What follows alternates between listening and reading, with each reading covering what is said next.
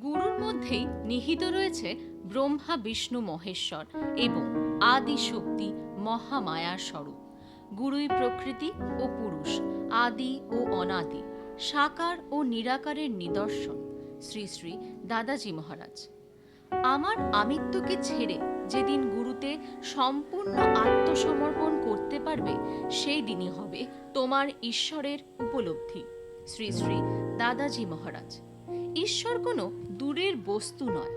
তাকে যদি পেতে চাও, মন প্রাণ দিয়ে তাকে তোমার অন্তরে আহ্বান করো। শ্রী শ্রী দাদাজি মহারাজ।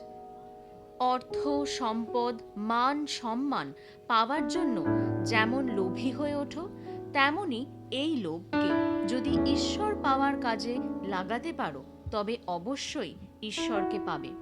আরও তুমি আত্মিকভাবে ধনী হয়ে উঠবে। শ্রী শ্রী দাদাজি মহারাজ। জয় সদ্গুরুদেব, জয় মহা অবতার শ্রী শ্রী দাদাজি মহারাজ।